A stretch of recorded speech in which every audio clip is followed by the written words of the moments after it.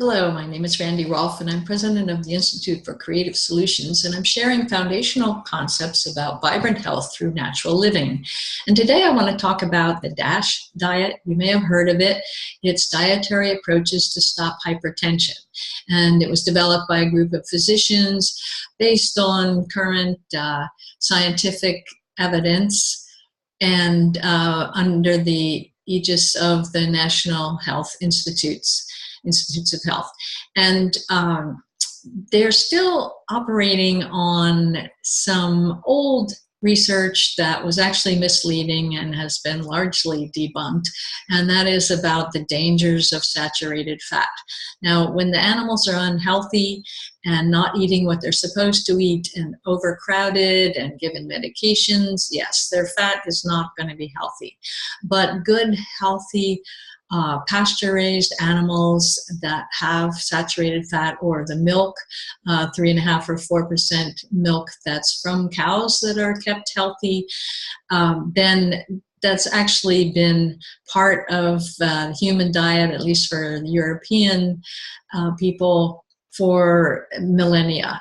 And there's no reason to exclude that, except that food processors would rather split the milk up and sell low fat milk and butter separately. There's a lot more profit doing that. And that's true of so many of our foods, that they break it into fractions so that there's more profit in the different pieces, and different people who are on different diets will choose different pieces of that food.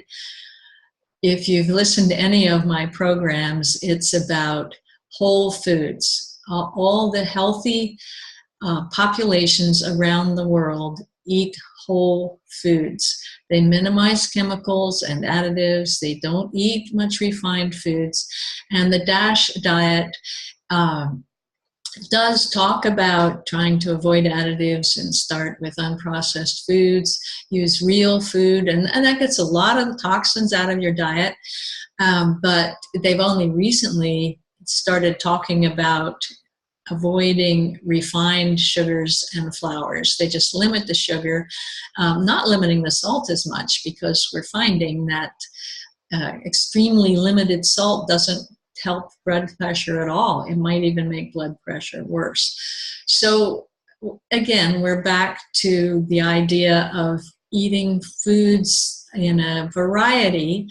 And you can eat not meat or meat, you can eat not dairy or dairy, but a variety of foods, plant-based, but with animal supplementation. Most healthy societies forever have been doing exactly that. Lots of whole foods and supplementing with protein and grain, but whole versions, like getting the minerals from the bones of the animals that you eat, and getting all the germ and the fat from the grains and nuts that you eat, and so on. So it's really about real whole foods. And the more that you're doing that, and salting just to taste and not buying a lot of processed foods that are oversalted, the better your blood pressure is going to be. And I've seen it again and again, that if you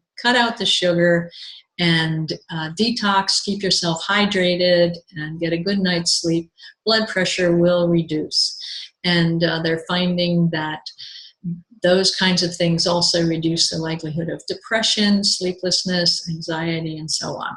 So it's going back to history, and going 100 years ago, when we weren't lacing everything with chemicals and mechanically and chemically separating everything, but eating foods that the body recognizes and knows what to do with. So that's it for today. I think it's number 212 of the short videos, and have a great week.